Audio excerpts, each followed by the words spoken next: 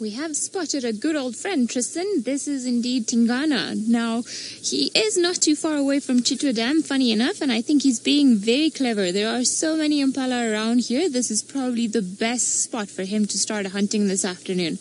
Now, I wouldn't be surprised if he's done this on purpose.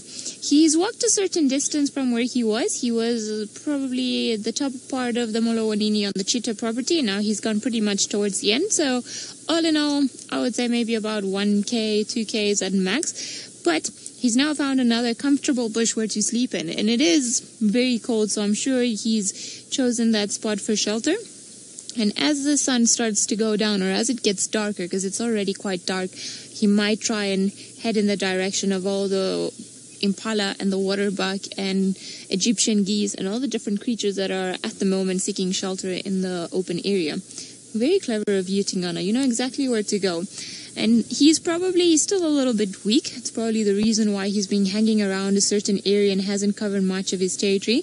I'm sure he's just waiting to gain force again or recuperate a little bit from his illness so that he can then try and start moving around. He seems to be on the mend, and I mean, his stomach seems to be a little bit fuller than the last time I saw him, which was a few days ago. He seems to be doing a little bit better. He's still a bit on the skinny side, but it seems he's on the mend, which I'm very excited about because I've come to really enjoy Tingana's company all the way from Last Minute Leopard to being the boy that features in the most. So I'm hoping that he's going to do well tonight. The stars are almost aligning for him with big storm approaching, lots of wind, so all he has to do is just be very careful of how he approaches all the different creatures around, and he might get lucky.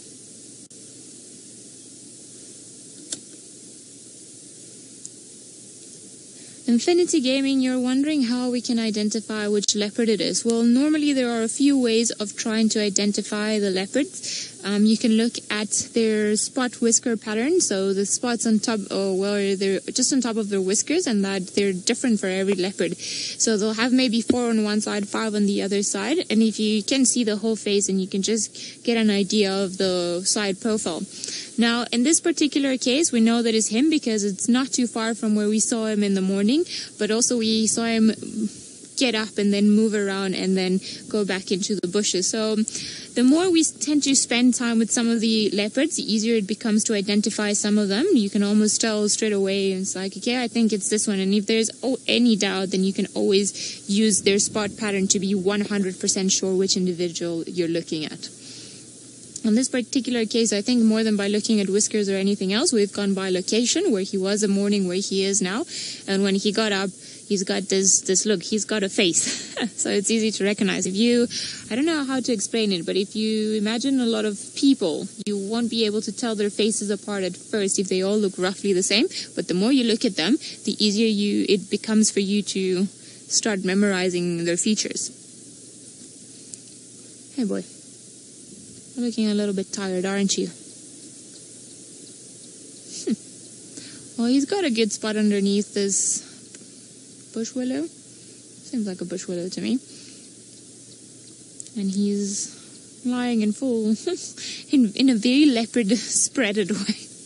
It's almost like, he's butter on a toast or something. That's the way he's spread. And it would be very hard to see him coming from the other way.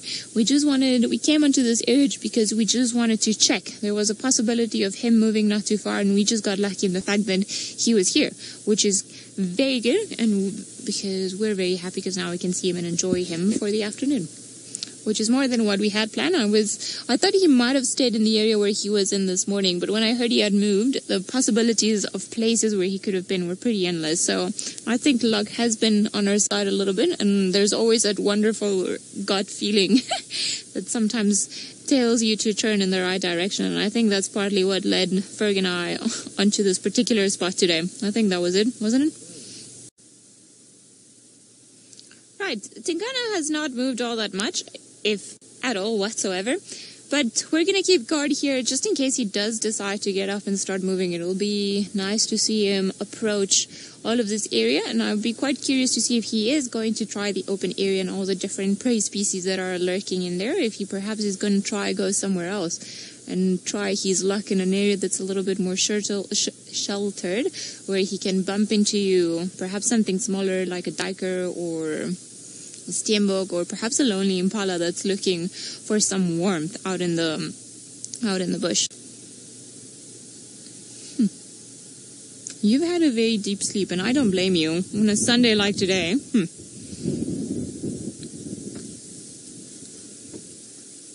Jessica, leopards are considered mostly solitary creatures, so unless you see a mother and a cub or perhaps young siblings together, it's very rare to see more than one leopard together. So it's very pointy details during their lifetime when they will actually spend some time with some other leopards. They don't hunt together. They have seen, and funny enough, Judy H. sent me a video yesterday that I still haven't been able to see, of 2 young male leopards sharing a kill. When they were still old enough not to have to share a kill, they didn't hunt it together, but there was a little bit apparently of violence in between the 2 of them. But because they were siblings, then they almost forcibly shared the kill. Now, this particular male that we're seeing, he seems to be quite sociable with his offspring as well. And not too long ago, we had a case where he was allowing 2 of his sons that are not directly related to one another, allowing them to share a kill with him. These were Hosanna and Tamba.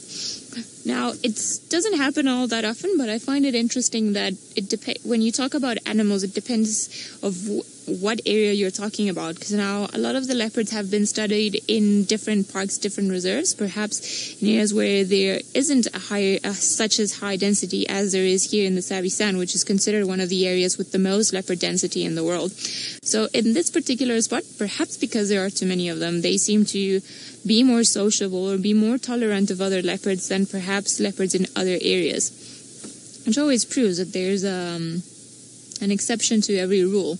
And you've got to take a lot of factors into consideration. And every time that you think there's a rule, there might be someone that just shows you that you're entirely wrong. But in general terms, no, leopards do not hunt together, and they do not share kill unless it's a mother and a young one, or unless in some sort of situation where it's leopards that are somehow related. But that would be as far as I would stretch it. I've never seen leopards hunt together the same way as lions do, for example. You are completely asleep. Although your eyes open, so you are well aware that there's a lot going on. His ears are not that alert, so I think he's just trying to block the wind out. And it almost seemed when he got and lay down on this spot that he was trying to get underneath all that foliage and just trying to get and squeeze in as much as possible. But I think perhaps the branches are too low for him to try and do that. The spot where he was in the morning was a lot better for that. It seems like the other cats, who, funny enough, also have some spots, are kind of playing, so let's head over to them. Well, we thought that he was going to get and go, but he's just gone a few steps ahead, and he's laid down again. So we can just... sorry, it's not going into gear. Sorry, somebody's...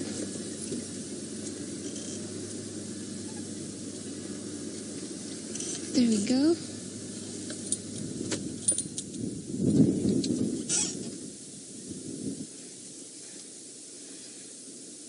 Alright, there we go. Yeah, sorry, my radio doesn't copy everything you guys say. I'm on the eastern side. Just come towards the south, and then you'll see me there.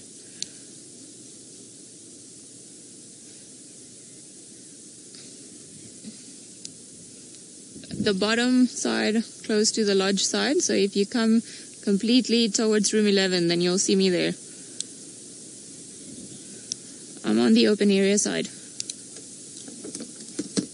Alright, so it's a little bit tricky sometimes to try and direct people into certain areas, but because there are obviously other vehicles and other guests that would like to see a leopard, and perhaps this is their only chance ever to see a leopard, then we like to sort of help them or direct them into this particular spot. Now, Tingana, like we said earlier, he walked about 2 steps and then he sat down, and that was about it. We did think that he maybe was going to try and hide in another bush and sleep in there, but perhaps he feels like the grass is long enough to keep him sheltered there. He's looking a little bit tired, and I must say it's a little bit sad seeing him like this because he's not looking with a lot of energy, but maybe it's just because he's tired. Right, seems like the lions are full. Well, not much has changed here. Seems like Tingana is still busy sleeping and definitely has not even moved. Now, we know he's roughly alert of what's been going on because there's a odd twitch of the ear, probably because of the direction where he's sleeping. Little things are flying into his ear. We cannot see actually any flies, which is a relief because this morning they were in full force and just flying everywhere. Perhaps there are little pieces of grass that are going into his ear that we cannot see. Other than that, not much has changed here. So it's quite interesting to see the difference in behavior in the same conditions of two cats in, well, roughly the same environment. Now the lions seem to have taken the opportunity to get up and move. It seems, well, you guys, Chris was updating us and letting us know that apparently the rain is coming down already over there. Lucky for us here, it is looking darker in certain areas, but the rain is still not falling down. Now, I think that has helped to keep Tingana in the position that he's in, and that's perhaps the reason why he hasn't moved yet. He doesn't really have to. Other than it being the certain level of cold that it's been since we found him, he's not bothered by anything falling from the sky. So as long as it doesn't rain, I think he'll be quite happy here and quite settled until a little bit later on when he's likely going to get up and try to move around and hopefully go for one of the impala or any other, not the baby water buck. Tingana, you are not allowed to get the baby water buck. I don't think I could handle that. Now, that is unfortunately also part of the things that we have to see in nature is it's the constant fight. And for one thing to survive, unfortunately, something else has to perish. And it's not always pretty, but it is part of our understanding of how the natural system works and seeing that everything has a reason. Seems like there are a lot of elephants in the distance that are trumpeting, but they are quite far from us. And I wonder if they're not just being angry because of the wind. We saw the ones earlier, that female that was rumbling at the youngsters and didn't want them to cross the road for whatever reason it was where we were. She just wanted them to cross the road further ahead. So, could be maybe the elephants. Now, Ferg is going to show us the clouds and how quickly they're moving. They're going at a certain speed because obviously the wind is pushing them. But what's puzzling to us is that right at the back, almost, behind this very thick layer of clouds, you can see a blue sky. But if we gaze towards other areas, then it's looking very, very dark. And you can still see that the cloud cover is very thick. So I'm not too sure what to expect anymore. Maybe we'll get some rain here, maybe we won't. But you see down there at the bottom is looking quite dark and gloomy.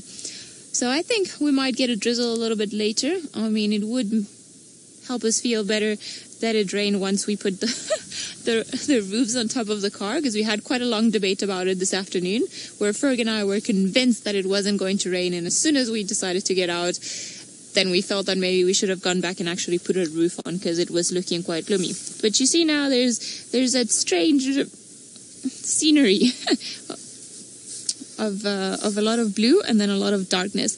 So who knows? Maybe Tingana knows. Maybe he knows that there's no reason to move and that's why he's still here. Why would you decide to go into another spot?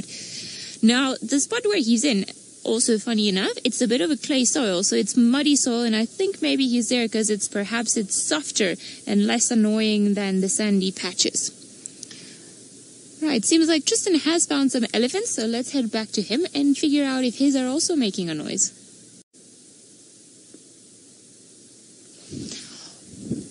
Hopefully later on he'll be on the prowl. It doesn't seem like he's still gonna prowl anywhere. I think he's still gonna sleep for a little while longer. And sorry, Ferg, he almost got cut there by half. I think the camera decided to move by itself, but no, even then Tingana didn't move. I think you wouldn't perceive that. Now, Ferg and I have started to layer up, try and put some more things on top of ourselves because it is getting quite cold. The wind is very cold, and I'm surprised he's decided to sleep out here in the open. I do think that it's going to be a little bit warmer where he is, but I don't think that much warmer. So he had a better spot earlier on. I think this morning he had the winning spot. I don't know if he got tired of it, perhaps too many cars, because it was right next to a main road, so that could be the reason why he decided to leave that spot, other than, of course, looking for water and food. But the second spot where he was in, I felt like that could have been a good one. He would have been quite happy in there, a little bit of shelter, but clearly not the spot that he's hard desired. And as I was saying earlier, I don't know if he perhaps chose to come a little bit more into this area because it seems like it's a muddy soil, so perhaps that's why he's here, because the ground is a little bit softer. Jonathan, not too many animals like the rain in my experience. I think elephants might be some of the few that thoroughly enjoy playing with the rain and with the puddles. But it also depends on the rain. If it's a thunderstorm with a lot of electrical activity, then most of the animals don't like it and they get very nervous. But you'll see after the rain, a lot of animals are happy. The birds are happy and they find mud bath everywhere. Hippos can move a lot easier. Rhinos, buffalo also like it because they have so many more places where they can go and just chill during the day. But the cats in general, being true cats, they don't seem to enjoy the water all that much. Ah, frogs, of course. Those are animals that are very happy. And funny enough, tortoises as well. We've seen so many tortoises today on the road, but just crossing the road. I think it could have been at least 10. Hey, Ferg, 10 of them or so?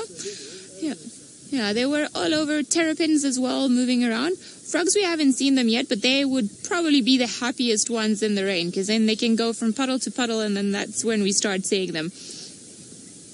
And I can't think of anybody else that would be quite happy in the rain. Well, I think that's probably it. What? Catfish. Barbels, yes. They would probably be very happy, and all the fish that might live at the dam too. But but I don't know who else. That would be my guess. Cats, definitely not. Tingana would probably look very miserable underneath the rain, and the lions also don't particularly enjoy it. You can hear the hippos calling in the distance, going with their laughs. I love it. It's one of my favorite sounds just because I find it one of the most hilarious noises that an animal could possibly make. It's almost like they're laughing. They don't really talk. They laugh at each other all the time. Come, Tingana. We just want to see which way you're going to go. See if you're going to try a hunt impala, perhaps a baby waterbuck, perhaps go somewhere else and start all over. Seems like Byron is trying to find the lion, so let's hop on his vehicle and wish him good luck.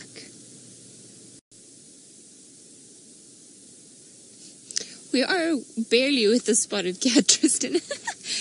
No, Tingana has not moved, and I think we're going to give him about another 10 minutes or so before we decide to leave him, because I don't think he's going to be active anytime soon. It almost seems like it's taking him a little bit longer to get up and decide to move, and by the look he gave us earlier, that split second where he moved from the other spot where he was to here, doesn't seem like he's that interesting in moving about too much. So maybe he's recovering from his walk and he's just going to start moving later on. I mean, he's shown no signs of actually wanting to get up anytime soon.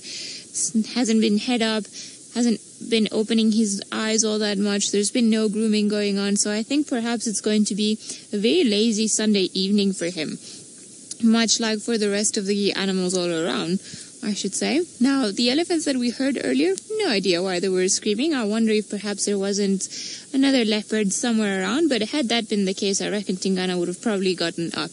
Now, I know he looks very indefensive in the area where he is. He's chosen quite an open spot, but he's very clever. So in lying in this open spot, it'll be very hard for anything to try and approach him without him noticing and without giving him the possibility of actually running away and trying to get away from any potential threat. So he's also being clever in that regard in the very own spot where he's sleeping. So he's got a few tricks up his sleeve, and I think he hasn't failed to surprise us yet.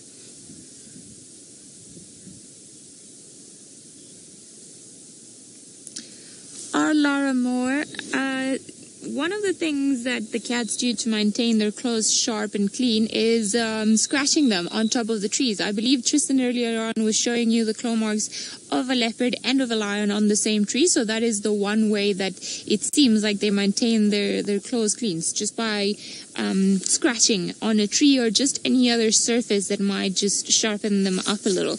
Now, it also helps that they don't unsharpen, or they're not, unsharpen is probably not the word, but they're not blunt like the ones of a cheetah, and because they're retractable claws. So when they're not being used, they're being safely tucked away back into casing, and that way they don't get blunt and they are just kept in a better condition for longer. I think this guy is probably doing just that, and that's part of the reason why we never see the claws of a lion or a leopard when they're walking, because the claws are always inside, and they only seem to use them whenever they're hunting or, well, of course, climbing trees, because then they need the extra grip whenever they're going places. Now they've got their four claws on their fingers, and then they've got the one on the top, the Djuma claw. That's the one that can inflict the more danger.